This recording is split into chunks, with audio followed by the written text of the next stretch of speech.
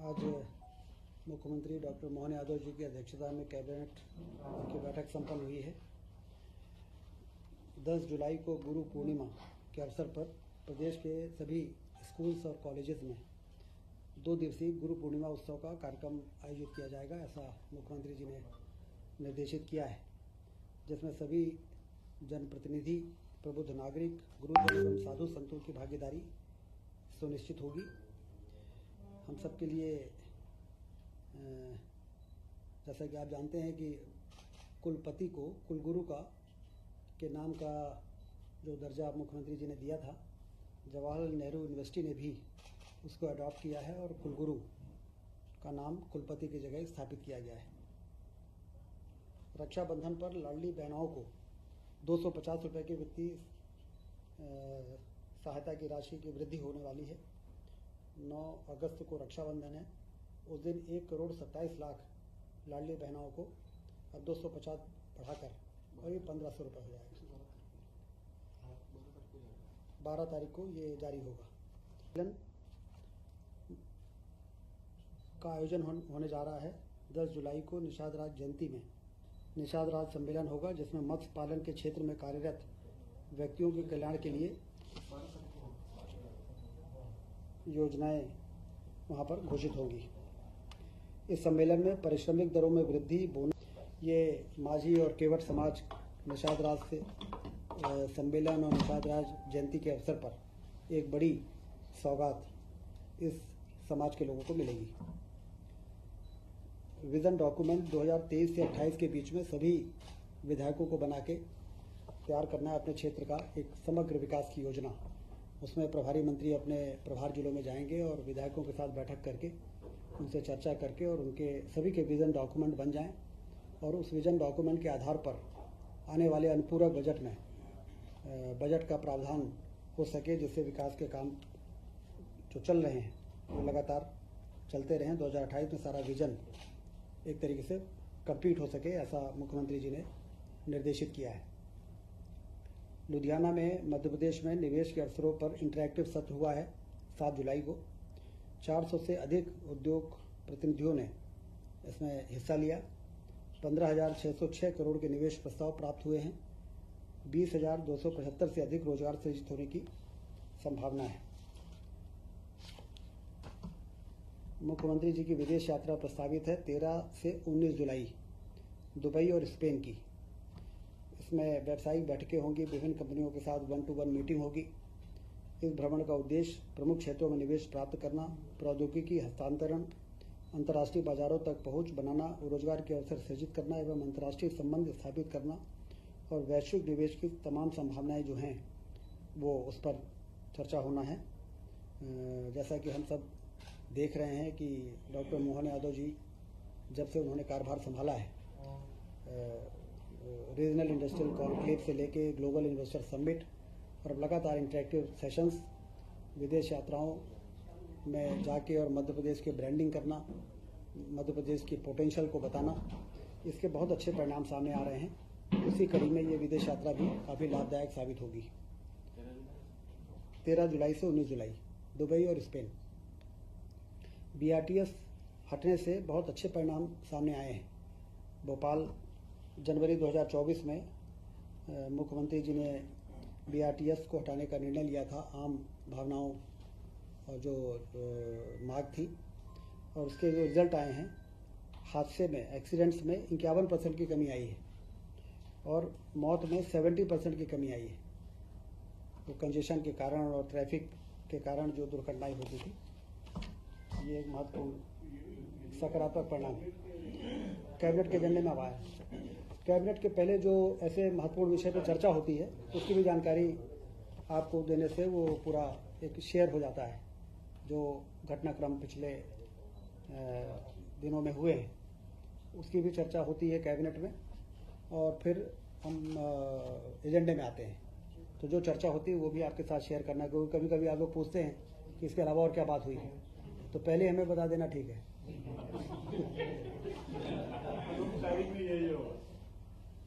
Lake view residency hotel Bhopal को पूरी तरह से उसका रीडेवलपमेंट का प्रस्ताव कैबिनेट में पास हुआ था। आज DBFOT जो PPP मोड पे ये काम के टेंडर ऑलरेडी फ्लोट हो चुके हैं, उसमें निवेश संवर्धन की दिशा में एक महत्वपूर्ण फैसला लिया गया है कि इसमें पंजीयन और मुद्रांक शुल्क जो भी डेवलपर आएगा उस राशि की प्रतिपूर्ति की जाएगी, जिससे इन्वेस्टर फ्रेंडली हो और अच्छे बड़े ग्रुप्स आए यहाँ पर और एक अच्छा होटल वहाँ पर बना सके। डिस्ट्रीब्यूशन कंपनीज जो हैं, बिजली वितरण कंपनी, उसमें एक बहुत महत्वपूर्ण फैसला हुआ है। 49,263 नवीन पद की स्वीकृति हुई है। इससे इसकी जो संगठनात्मक संरचना है उसको मजबूती मिलेगी और अल्टीमेटली पावर जनरेशन और ट्रांसमिशन के बाद डिस्ट्रीब्यूशन जीरो ग्राउंड पर परफॉर्मेंस के आधार पर ही अच्छी गुणवत्तापूर्ण बिजली उपभोक्ताओं को मिल पाती है। तो मैन पावर की कमी जो लंबे समय से महसूस हो रही थी, उसको दूर करने के लिए 49,263 नए पद मंजूर किए गए हैं, तीनों को मिला के वितरण कंपनी।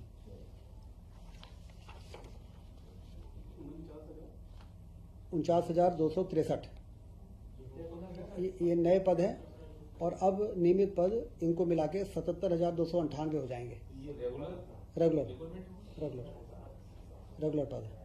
और इस बीच में जो कुछ संविदा और आउटसोर्स वाले हैं वो माइनस हो जाएंगे और ये एडिशनल रेगुलर पद आ जाएंगे।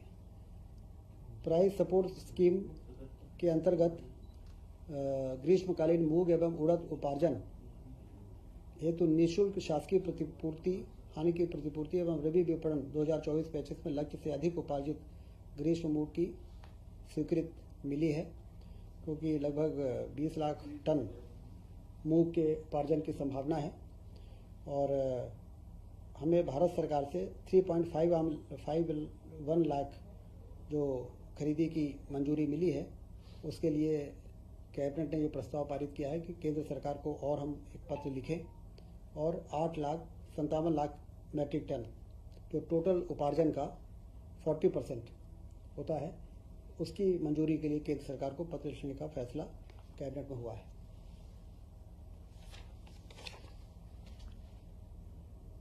तो 20% होता है, 25 होता है, 25%। जल संसाधन विभाग के अंतर्गत कृषि सिंचाई जलकर की राशि में ब्याज राशि काफ़ी हो गई थी, शास्ति दंड, वो जलकर की राशि किसान जमा नहीं कर पाए। लगभग 35 लाख किसानों को एक बड़ी राहत, बहुत ही उनको मदद की दृष्टि से उनकी जो दंड राशि है उसको माफ़ करने का फैसला हुआ है। लगभग 84 करोड़ रुपए, 84.17 करोड़ रुपए ये माफ़ किए जाएंगे, जिससे कि ब्याज और दंड राशि, मतलब इंटरेस्ट और फिर वो जो सरकार भरेगी। अब उनको सिर्फ मूल राशि भरना पड़ेगा। तो और 31/3/26 तक ये योजना की रहेगी। एक साल के अंदर सभी किसानों को ये मौका दिया जा रहा है, लगभग 35 लाख किसान हैं कि वो इस योजना का, समझौता योजना का लाभ उठाएंगे और अब उन पर न तो कोई ब्याज और न ब्याज पर दंड पूरी तरह से माफ़ कर दिया जाएगा। एक बड़ी राहत है, 84.17 करोड़ रुपए माफ़ हो रहे हैं। कैनाल का पानी यूज करते हैं, कैनाल का पानी यूज करते हैं, ये पूरी तरह माफ, ब्याज और दंड राशि वो काफ़ी हो जाती है, ऑलमोस्ट डबल है। मार्च 26 तक ये योजना लागू रहेगी, लोग इस बीच में जमा कर सकते हैं। तो अभी जो पैसे भरेंगे उसमें माफ हो जाएगी पेनल्टी पूरी। कैबिनेट ने फैसला कर दिया है। भारतीय स्टाम्प अधिनियम के अंतर्गत मूल्य सूचकांक में परिवर्तन के परिप्रेक्ष्य में कतिपय संव्यवहारों पर देय शुल्क के संबंध में विशेष प्रावधान किया जाना प्रस्तावित हुआ है। इससे लगभग 212 करोड़ का राजस्व प्राप्त होगा। ये जो अधिनियम है उसके संशोधन पर मंत्रिपरिषद ने फैसला किया है।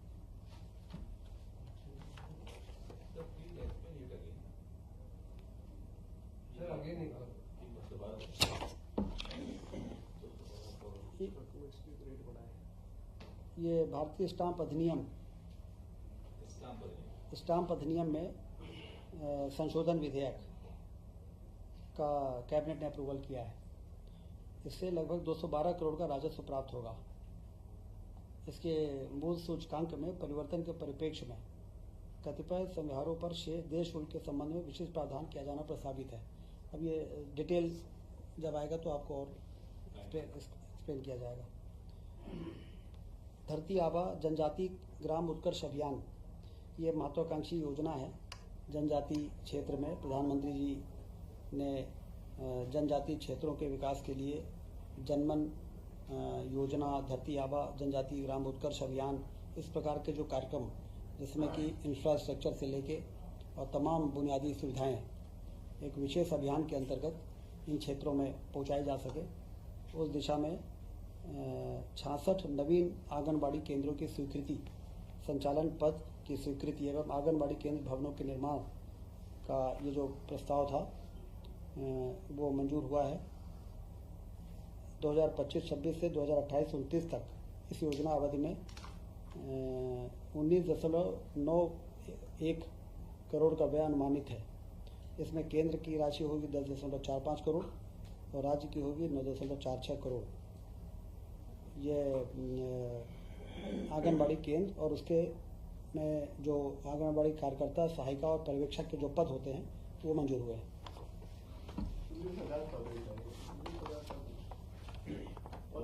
66 केंद्र हैं, 66 आंगनबाड़ी कार्यकर्ता, 66 ही आंगनबाड़ी सहायिका और 2 पर्यवेक्षक, सेंटर के साथ साथ मैन पावर।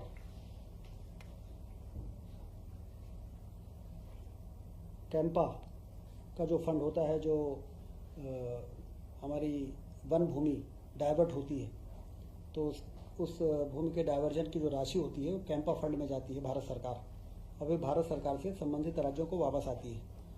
तो 1478.38 करोड़ के उपयोग की स्वीकृति, जो कैंपा का फंड हमारे हिस्से का हमको मिला है, उसके उपयोग की स्वीकृति आज कैबिनेट ने दी है, जिसमें विभिन्न प्रकार के काम होंगे।